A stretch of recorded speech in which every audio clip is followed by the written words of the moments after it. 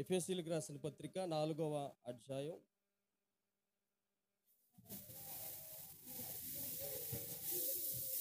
22, 23, 24 వచనాలు చదువుకుందాం.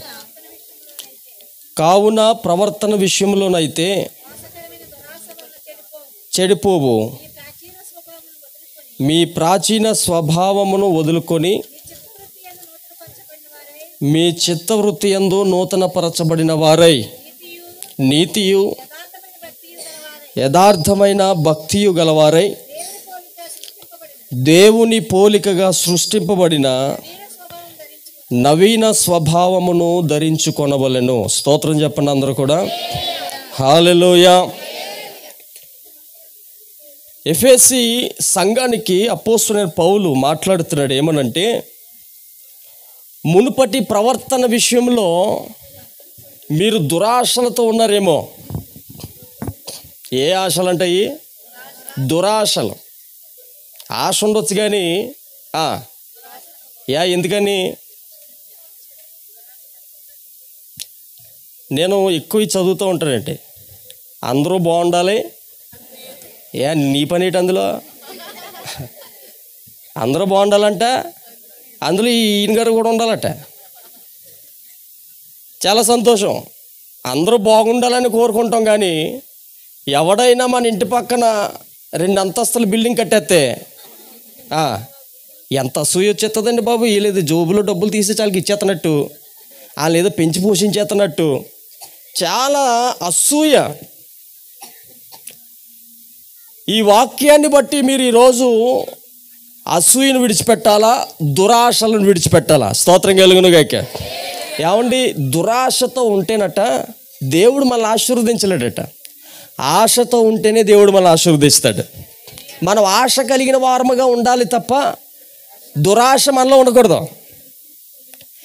నేనే బాగుండాలి, నేను ఒక్కడనే బాగుండాలి అనుకోకూడదు. నాతో పాటు అందరూ కూడా బాగుండాలి. మంచి ఆశ ఇది. స్తోత్రం కలుగును గాక. మంచి ఆశతో మనం ప్రభు సన్నిధిలో ఉండాలి.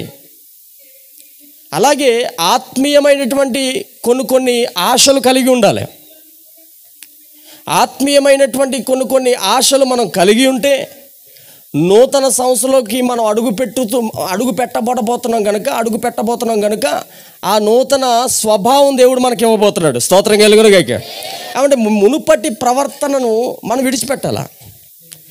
మునుపటి ప్రవర్తనను మనం విడిచిపెట్టగలిగితే దేవుడు అద్భుతమైన నూతన కార్యాలు చేయడానికి ఇష్టపడుతున్నాడు. 2024లో చాలా కార్యాలు ఆగిపోయాయి. 2024లో జరగనటువంటివి చాలా ఆగిపోయాయి. ఇదిగో 2025 మరొక సంవత్సరం దేవుడు నీకు ఇవ్వబోతున్నాడు. అయ్యా, నాకు మరొక సంవత్సరం ఇస్తున్నావు కనుక ఆ నూతన సంవత్సరాన్ని బట్టి నేను సంతోషిస్తూ నాకు జరగవలసిన కార్యాలు జరిగించు తండ్రి అని ముందుగా మనం దేవుని సన్నిధిలో ప్రార్థన చేయాలి. కొన్ని తీర్మానాలు ప్రభు సన్నిధిలో మనం చేసుకోవాలి. ఊరకనే ఆశీర్వాదాలు ఇవ్వడండి దేవుడు. మనం ఒక నియమ నిబంధనలతో కూడినటువంటి ప్రార్థన చేయగలిగితే దేవుడు నూతనమైనటువంటి కార్యాలు చేయటానికి ఇష్టపడుతున్నాడు. ఈరోజు మనం నవీన స్వభావమును ధరించుకుందుముగాక. స్తోత్రం చెప్పండి అందరూ కూడా. ఏ స్వభావం ధరించుకోవాలంట? నూతన స్వభావం, నూతనమైన బుద్ధి. పనికి మాలిన బుద్ధులు విడిచిపెట్టేయండి. అసూయతో కూడినటువంటి మాటలు, చాడీలు, ఇప్పటికీ కూడా చాడీలు చెప్తూ ఉంటారు కొంతమంది. లేనిపోని మాటలు పుట్టిస్తూ ఉంటారండి. లేనిపోని మాటలు పుట్టించి కాపరాలు కూల్చేసే వాళ్ళు కూడా ఉన్నారు ఈ రోజుల్లో. సంసారం బాగుంటే ఓర్చుకోలేని వాళ్ళు ఉన్నారు ఈ రోజుల్లో. ఎవరైనా పచ్చగా ఉంటే కనుక దాన్ని బొగ్గుపాలు చేసే వాళ్ళు ఉన్నారు ఈ రోజుల్లో. మనం అలా ఉండకూడదు. నీ ఇంటి పక్కనోడు ఆశీర్వదించబడ్డాడు అంటే నువ్వు కూడా ఆశీర్వదించబడ్డాడుగా ఫీల్ అవ్వాలా. స్తోత్రం కలుగును గాక. అదే స్వభావం, మంచి స్వభావం. పక్కనోడు బాగుంటే నేను బాగున్నాను అనుకోవాలంతే. పక్కనోడు ఏదైనా కొనుక్కుంటే నేను కూడా కొనుక్కున్నట్టుగా ఫీల్ అవ్వాలా. అది మంచిది, అది దేవునికి అవసరం, అది దేవునికి కావాల్సింది. అంతేగాని ఏటేళ్ళ కాలం ఒకరు చూసి మనం ఏడవటం, ఓర్వలేని తనతో ఉండటం, కూర్చోవటం అది మంచిది కాదండి. దేవుడు మనతో మాట్లాడబోతున్నాడు. మనము ఏమండి నవీన స్వభావమును ధరించుకుందాం. స్తోత్రం చెప్పండి అందరూ కూడా. దేవుని పోలికలో మనం ఏం చేయబడ్డాం? సృష్టించబడ్డాం. ఆయన పోలికలోనికి మనం రావాలి. ఈరోజు మనకి మన పిల్లలు పుడతారు. పుట్టినప్పుడు మన పిల్లలు మన పోలికలో ఉంటే ఏ గొడవ ఉండదు. కొంప తీసి పక్కింటోళ్ళ పోలికలో ఉన్న ఏంటి ఇంకా అక్కడి నుంచి గొడవే. మొన్న ఒక న్యూస్ చదివానండి. ఆడ కూతురుని చూసినప్పుడు అలా ఇది కనుమనమంట, ఇది నాకు పుట్టలేదు ఖచ్చితంగా అని న్యూస్లో చదివాను. ఇది ఇంత తెల్లగా అందంగా పుట్టింది, ఇది ఖచ్చితంగా నాకైతే పుట్టలేదు బాబు, ఇది ఎంత అందంగా ఉందేంటి అని చెప్పి అది ఎదుగుతున్న కొద్దీ మనోడిలో ఏం పెరిగిపోతుంది? ఆందోళన పెరిగిపోతుంది. పాప ఎదిగిపోయిన సంవత్సరంకి వచ్చేసింది, 2వ సంవత్సరం కూడా వచ్చేస్తుంది. వీళ్ళు ఏంటంటే భయం, ఇది నాకే పుట్టిందా, ఎంత అందంగా ఉంది, అసలు కనీసం నా పోలిక కూడా లేదు. వీడేం చేశాడో తెలుసా దుర్మార్గుడు? DNA టెస్ట్ చేయించాడండి. మళ్ళీ ఉన్నారు అలాంటోళ్ళు. పోలికలో తేడా వస్తే గొడవే కదా, పోలికలో తేడా వస్తే గొడవే. ఈరోజు మనం క్రీస్తు పోలికలోకి రాకపోతే కనుక చాలా ప్రమాదం. మన తల్లిదండ్రుల పోలికలు ఉన్నా లేకపోయినా మనకు అనవసరం, కానీ మనం దేవుని పోలికలోకి రావాలి ఈరోజు. స్తోత్రం కలుగును గాక. దేవుని పోలికలోనికి వస్తే మనం ఒక గొప్ప అధికారాన్ని పొందుకోగలుగుతాం. అందుకనే భక్తుడు అంటాడు, చూడండి ఒకసారి పరిశుద్ధ గ్రంథం నుంచి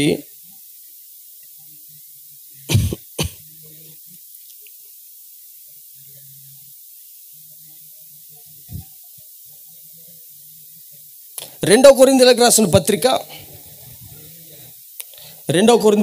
పత్రిక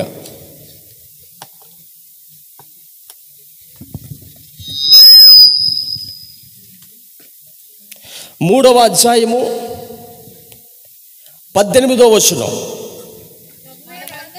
మనమందరమును ముసుగులేని ముఖముతో ప్రభు యొక్క మహిమను అద్దము వలె ప్రతిఫలింపజేయుచు మహిమ నుండి అధిక మహిమలోనికి పొందుచు ప్రభువగు ఆత్మచేత ఆ పోలికగానే మనం ఏం చేయబడుతున్నాం?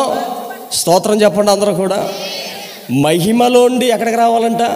అధిక మహిమ. దేవుడు మనం సృష్టించాడు, ఇది ఒక మహిమ. మనం బ్రతుకుతున్నప్పుడు క్రీస్తుకు దగ్గరగా రావటం, క్రీస్తు పోలికలోకి స్వారూప్యాన్ని మనం కలిగి క్రీస్తు స్వారూప్యాన్ని మనలోనికి రావటం అనేది అధిక మహిమ.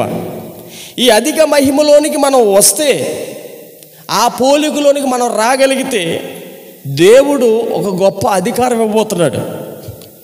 ఈ 2025లో ఆ అధికారాన్ని మనం పొందుకోవాలా. స్తోత్రం కలుగును గాక.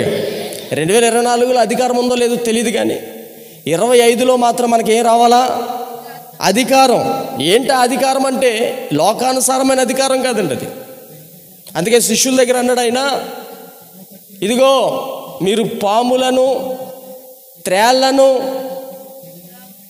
నాగుపాములను, తేళ్లను త్రొక్కేటువంటి అద్భుతమైన బలం, శత్రు బలం అంతటి మీద మీదికి అధికారం ఇస్తారంటున్నాడు. ఎక్కడుందన్నమాట చూడండి, ఎక్కడుంది? లూకా సువార్త 10వ అధ్యాయం 19వ వచనం. ఇదిగో పాములను, త్రేళ్లను త్రొక్కుటకు శత్రు బలం అంతటి మీద మీకు ఏమి ఇవ్వబోతున్నాను? అధికారం ఇవ్వబోతున్నాను. స్తోత్రం కలుగును గాక. గనుక ఆ అధికారమును మనం సంపాదించుకోవాలి ఈరోజు. దాన్ని మనం సంపాదించుకోగలిగితే దేవుని కృపను బట్టి మనం ఇంకనూ అభివృద్ధి చెందుతాం. కొత్త సంవత్సరంలోకి రేపు అడుగు పెట్టబోతున్నాం, అందరం కొత్త బట్టలు కొనుక్కుంటున్నాం, చాలా సంతోషం. అలాగే కొత్త బట్టలతో పాటు మన ఆత్మ కూడా కొన్ని బట్టలు ఉన్నాయి, వాటిని మనం ధరించుకోగలగాలి. అదే నూతనమైన స్వభావం. స్తోత్రం కలుగును గాక. ఏ స్వభావం అది? నూతనమైన స్వభావం. మనందరినండి దేవుడు అద్భుతంగా సృష్టించాడండి. తన పోలిక చెప్పున తన స్వరూపంలోనికి మనందరూ సృష్టించాడు. చాలా సంతోషం. కానీ ఆ స్వరూపం మనలోకి రావట్లేదు. ఎందుకనంటే లోక ఛాయల్లోని పడిపోవటం వల్ల, లోకాశలు మనలోకి రావటం వల్ల, లోక తలంపులు మనలోకి రావటం వల్ల, దేవుని సన్నిధిలో దేవునికి దూరం అయిపోవటం వల్ల ఆ పోలిక మనలోకి రావట్లేదు. ఆ స్వభావాన్ని మనం ధరించుకోలేకపోతున్నాం. ఏంటి ఆ స్వభావం? అందుకే యోబు భక్తుడు అంటాడు, నేను ధరించుకున్నటువంటిది ఏంటో తెలుసా? యోబు గ్రంథం 29వ అధ్యాయం 14వ వచనంలో అంటాడు యోబు, నేను నీతిని వస్త్రముగా, చెప్పండి అందరూ కూడా, దేన్ని ధరించుకున్నాడట? నీతిని వస్త్రంగా ధరించుకున్నాడట. అది స్తోత్రం కలుగునుగాక. నీతిని వస్త్రంగా ధరించుకున్నావా అమ్మా అంటే రంగు బాగుంటుందండి అన్నది ఒక మనిషి. ఏంటంట? నీతి వస్త్రంగా ధరించుకున్నావా అంటే ఏం బాగుండాలి ఈ మనిషికి? రంగు బాగుంటుందా అండి? రాణి కలరేనా? ఏ కలరట? ఏటి నీత? రాణి కలరా? ఇలాగా వ్యర్థమైనటువంటి ఆలోచనలు కలిగినటువంటి వ్యక్తులు చాలామంది ఉన్నారు. ఈరోజు యోబు మాట్లాడుతుంది ఏంటంటే, నీతిగా ఉన్నాడు కనుక దేవుడు యోబుని రెండింతలుగా ఆశీర్వదించాడు. నీవు కూడా నీతిని కాపాడుకుంటే 2025లో నీ కొరకు దాచి ఉంచబడినటువంటి మేలులు అనేకముగా నీ జీవితంలో జరగబోతున్నాయి. స్తోత్రం కలుగునుగాక. ఈరోజు చీకటి ఉంది, రేపు వెలుగు రాబోతుంది. నమ్మిన వారందరూ స్తోత్రం చెప్పండి. ఈరోజు చెడు ఉంది, రేపు మంచి రాబోతుంది. ఈరోజు కీడు ఉంది, రేపు మేలు కలగబోతుంది. విశ్వసించిన వారి జీవితంలో దేవుడు కార్యాలు జరిగించునుగాక. నమ్మిన వారందరి జీవితంలో దేవుడు ద్వారాలు తెరుచునుగాక.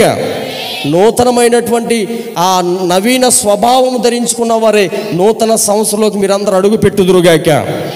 మీరందరూ ప్రార్థన చేయాలి, ప్రభువా ఈ 24ను బట్టి నీకు స్తోత్రం, 25 కూడా నువ్వు ఇస్తున్నావు. 24లో ఎందరో చనిపోయారండి, 24లో ఎందరో మరణించారు. కానీ దేవుడు 25 నీకు ఇస్తున్నాడంటే నువ్వేదో గొప్ప ప్రార్థనా పర్రాలు అని కాదు, నువ్వేదో గొప్ప ఎరగదీసే భక్తి ఏదో నువ్వు చేస్తున్నావని కాదు, కానీ దేవుని కృప నీపై ఉంది గనక స్తోత్రం కలుగునుగాక.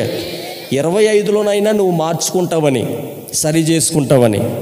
సరి చేసుకున్నవారు ధన్యులు, లేకపోతే 25 ఆఖరి సంవత్సరం అయిపోద్ది. జాగ్రత్త. 25లోకి అడుగు పెడుతున్నాం. దేవుడు ఏం దాచించడో మనకు తెలీదు. తన యందు భయభక్తులు గల వారి ఎడల దాచి ఉంచిన మేలులో ఎంతో అంట. స్తోత్రం కలుగునుగాక. ఆయన దాచి ఉంచాడట. తన యందు భయభక్తులు గల వారి పట్ల ఎన్నో మేలులు దాచి ఉంచాడు. నీతిమంతులకు ఎన్నో మేలులు దాచి ఉంచాడు ఆయన. జాగ్రత్త. ప్రభు సన్నిధిలో మనం ప్రభు కొరకు ఏమంటే ఎదురు చూద్దాం. రాకడ సమయంలో ఉన్నాం మనం. 2025లోనే దేవుని రాకడ అంటున్నారు కొంతమంది. గుర్తుపెట్టుకోండి. దుర్భరమైనటువంటి భయంకరమైన పరిస్థితులు బయట జరుగుతున్నాయి. ఆయన ఎన్నో రోజులు లేచాడు? 3వ రోజు లేచాడు కదా. 3వ రోజు లేచాడు. ఒక రోజు ఎన్ని సంవత్సరాలతో సమానం? 1000 సంవత్సరాలు సమానం కదా. యేసు ప్రభు ఈ లోకానికి వచ్చిన తర్వాత, తిరిగి వెళ్ళిపోయిన తర్వాత ఇప్పటికి ఎన్ని వేల సంవత్సరాలు గతించిపోయాయి? 2000 సంవత్సరాలు గతించిపోయాయి. అంటే ఎన్ని రోజులు అయిపోయినాయి? 2 రోజులు అయిపోయినాయి. 3వ రోజులోనే ఆయన రాకడ. అది ఎప్పుడో, ఏ గడియో, ఏ సమయం మనకి తెలీదు. మనం ఎలా ఉండాలా? సిద్ధంగా ఉండాలి. స్తోత్రం చెప్పండి అందరూ కూడా. ఎలా ఉండాలా? సిద్ధంగా, సిద్ధపడి ఉండాలి. మంచి నీతి వస్త్రాన్ని ధరించుకొని, ఏమండి ఆ వస్త్రం కోసం మనం కనిపెట్టి దేవుని సన్నిధిలో ప్రార్థన చేసి, ప్రభువా నీతి అనేటువంటి వస్త్రం, అలాగే అపవాదిని ఎదిరించగలిగేటువంటి కవచం కూడా దేవుడు మనకి ఇవ్వబోతున్నాడు. అపవాదిని ఎదిరించగలిగే కవచం ఒకటి ఉంది తెలుసా? దాన్ని కూడా మనం సంపాదించాలి. ఎక్కడుందో తెలుసా? ఎఫెసీయులకు రాసిన పత్రిక. చదవండి అమ్మా. ఎఫెసీయులకు రాసిన పత్రిక 6వ అధ్యాయము. అపవాది తంత్రములను ఎదిరించుటకు శక్తిమంతులగునట్లు దేవుడిచ్చు సర్వాంగ కవచమును మీరు ఏం చేసుకోవాలా? ధరించుకోవాలా. స్తోత్రం కలుగునుగాక. యోబేమో ఏం ధరించుకున్నాడు? నీతి అనేటువంటి వస్త్రాన్ని ధరించుకున్నాడు. ఈరోజు మనం ఏం ధరించుకోవాలో తెలుసా? ఇదిగో సర్వాంగ కవచం నీ కొరకు సిద్ధంగా ఉంది. దాన్ని మనం సంపాదించుకోగలగాల. ఆ కవచం అపవాది నీ మీదకి రాకోకుండా ఆపుతుంది. చీకటి ప్రభావాలు నీ మీద పడకోకుండా ఆపే కవచం అది. ఎవరిని మృంగుదునా అని గర్జించు సింహం వాళ్ళు ఏం చేస్తున్నాడంటే వాడు, చెప్పండి అందరూ కూడా, తిరుగుతున్నాడు. ఎవడు దొరుకుతాడా అని మింగేద్దామని చూస్తున్నాడు. జాగ్రత్త. వాడు వచ్చే సమయానికి నీ దగ్గర ఏముండాలా? కవచం ఉండాలా. స్తోత్రం చెప్పండి అందరూ కూడా. సర్వాంగ కవచాన్ని నువ్వు దాచుకోవాలా, అది నీ దగ్గర ఉండాలా. అది ఉంటే ఎవరు నిన్నేమీ చేయలేరు. ఏమంటే రేపు పొద్దున్న గొప్ప యుద్ధం కూడా జరగబోతుంది అపవాదితో, తెలుసా? గొప్ప యుద్ధం కూడా జరగబోతుంది. ఒక ఆయన అన్నాడు, ఎందుకండి అపవాదిని సాతాన్ని దేవుడు ఉంచాడు, తీసేసి కదా, చంపేచ్చు కదా, ఆడితో పనలేకపోతున్నాం, చంపేచ్చు కదా అంటే ఆడికి ఏం సమాధానం చెప్తే ఏం చెప్పాలి, ఏం చెప్తే ఏం అర్థం అవుతుంది? ఏమండి, అపవాది ఇంకా ఎందుకున్నాడో తెలుసా? అపవాదిని జయించడానికి నేను సిద్ధం చేస్తున్నాడు దేవుడు. స్తోత్రం కలుగును గాక. సాతాన్ని జయించే అధికారం నువ్వు పొందుకోవాలి ఈరోజు. అపవాది తంత్రములను మనం ఎరుగుని వారము కాము, ఎరిగాం, తెలుసు వాడు ఏం చేస్తాడో తెలుసు. అయినా సరే తెలిసి పడిపోతాం. తెలిసి చేసి తిని ఎన్నెన్నో పాపములు అని పాట పాడేస్తున్నాం, బాగానే. తెలిసి అందులో పడిపోతున్నాం. మళ్ళా వాటి నుండి మనం తప్పించుకోవాలి అంటే క్రీస్తు స్వారూప్యంలోకి మనం రావాలా. స్తోత్రం చెప్పండి గట్టిగా అందరూ కూడా. క్రీస్తు పోలికలోకి నువ్వు రావాలి ఈరోజు. నవీన స్వభావాన్ని ధరించుకోవాలా. మునుపటి దొంగ ప్రవర్తన తీసివేసి, మునుపటి చెడు ఆలోచనలు తీసివేసేసుకో. మనస్సును ఎటుబడితే అటు పానీకు. నీ మనసులో కూడా మంచి ఆలోచనలు, మంచి తలంపులు రావాలా. హృదయాలను పరిశీలించే దేవుడైన, జాగ్రత్త. హృదయాలను, అంతరంగాలను పరిశోధించే నీతిగల దేవుడు అనేది ఆయన పేరు. గనుక హృదయంలో పుట్టే ఏ ఆలోచన అయినా సరే చెడే. ఆలోచన ద్వారా కూడా మనం పాపం చేయకూడదు. స్తోత్రం కలుగును గాక. దేని ద్వారా? మనసులో పుట్టే ఆలోచన కూడా దేవుని స్తుతించేటట్టుగా ఉండాలి తప్ప నీ ఆలోచన దేవునికి నచ్చేటట్టుగా ఉండాలా. నీ ఆలోచన మంచిగా ఉండాలా. నీ హృదయాన్ని బట్టే ఆయన తీర్పు తీరుస్తాడు. నీలో ఉన్నటువంటి ఆ ఆలోచన బట్టి ఆయన తీర్పు తీరుస్తాడు. మనకు నచ్చినట్టుగా ఏది పడితే అది ఆలోచిస్తానంటే కుదరదు, అది కూడా పాపమే. హృదయంలో ఏది తలంచుకున్నా చెడుగా, అది పాపమే. శరీరంతో చేసేది పాపమేం కాదు, హృదయంతో చేసేది కూడా పాపం లెక్కలోకి వస్తుంది. చాలా జాగ్రత్తగా బ్రతకాలి మనం. దేవుడిచ్చినటువంటి కృపను బట్టి మనం చాలా జాగ్రత్తగా అడుగు వేస్తున్నామంటే ఎలా వేస్తున్నామని పరిశీలన చేసుకొని మనం ముందుకెళ్ళాలి. ఎలా పడితే అలా బ్రతికితే కుదరదండి. మనం చాలా ఆఖరి దినాల్లో ఉన్నాం, అంచు దినాల్లో ఉన్నాం. అపవాదిగాడు విచ్చలవిడిగా తిరుగుతున్నాడు బయట. జాగ్రత్త. దినాలు లేవు, రోజులు లేవు. ఉన్న రోజులను బట్టి ప్రభును స్తుతిద్దాం. ఆయన కృపాకాలం నడుస్తుంది కనుక నీకు ఇంకా క్షేమం ఇచ్చాడు దేవుడు. స్తోత్రం కలుగును గాక. ఈ కృపాకాలం కనుక నీకు ఇంకా క్షేమాన్నిచ్చి నడిపిస్తున్నాడు. ఆ కృపాకాలం అయిపోయిందంటే శ్రమల కాలం. ఇంకా శ్రమల కాలం ఎలా ఉంటుందో తెలుసా? చాలా దరిద్రమైన బ్రతికండి. ఇంకా అది అక్కడ బ్రతకడం కన్నా నాకు చచ్చిపోవడం మేలు అనిపిస్తుంది. 666 ముద్ర లేనిదే ఇంకా ఇక్కడ బ్రతకడానికి లేదంతే. ఆల్రెడీ చిప్పులు వచ్చేసి నీ చేతిలో పెట్టి స్కానింగ్ చేస్తున్నారు ఇతర దేశాల్లో. ఇంకా మనం ఇండియాకి రాలేదు. చిప్పులు పెడుతున్నారు, అరచేతిలో చిప్పులు పెడితే స్కాన్ అయిపోతుంది. డబ్బులు తీసుకోవాలన్నా ఎక్కడికన్నా వెళ్ళి ఆ డబ్బులు ఇప్పుడు అంటే మనకు ఫోన్పేతో ఉన్నాం. అలాగే ఆల్రెడీ ఏకంగా చిప్పులు పెట్టేసుకున్నారు చేతుల్లో. ఫోన్పేలు ఏం లేవు అక్కడ.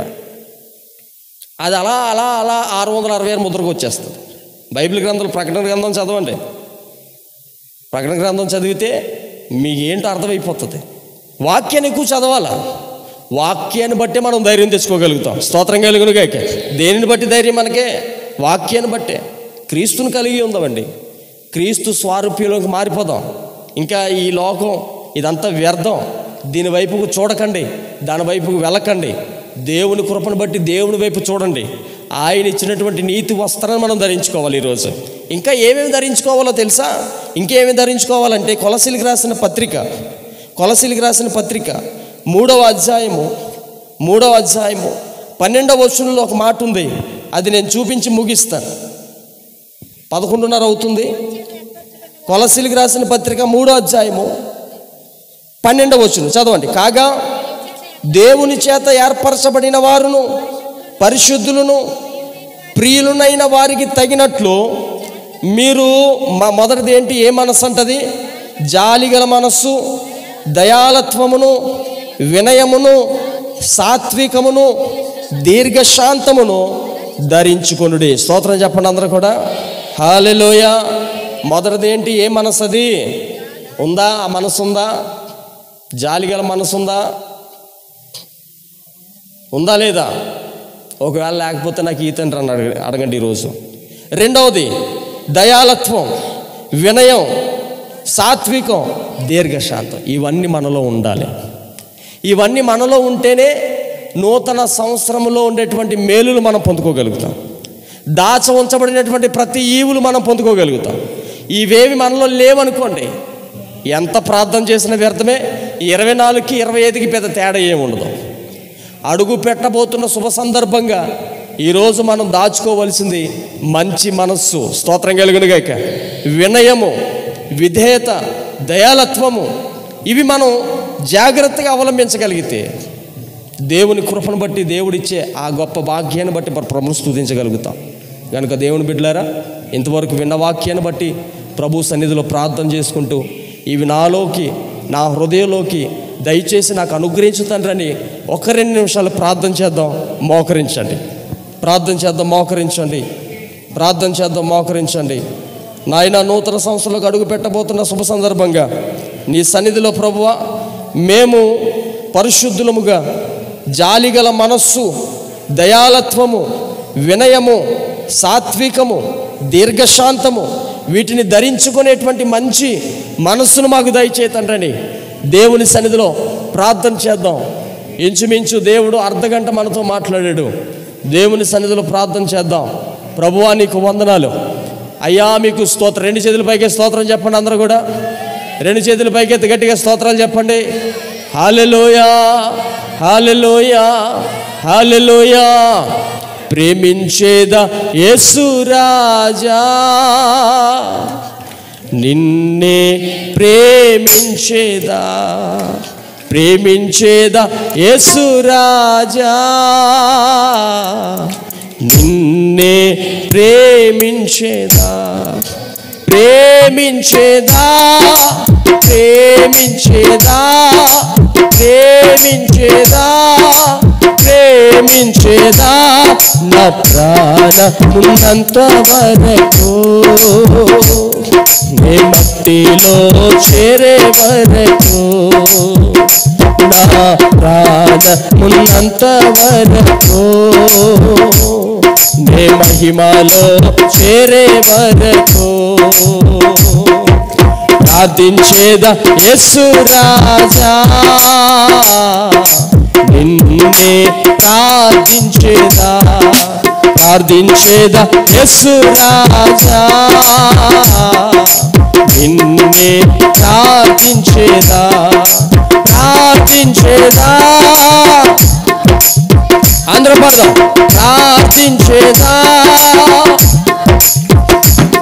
నా ప్రాణమున్నంత వరకు, నే మట్టిలో చేరే వరకు, నా ప్రాణమున్నంత వరకు, నే మహిమలో చేరే వరకు ప్రేమించేదా, ప్రేమించేదా, ప్రేమించేదా, ప్రేమించేదా నా ప్రాణమున్నంత వరకు, నే మట్టిలో చేరే వరకు, నా ప్రాణమున్నంత వరకు, నే మహిమలో చేరే వరకు, నా ప్రాణమున్నంత వరకు, నే మట్టిలో చేరే వరకు, నా ప్రాణమున్నంత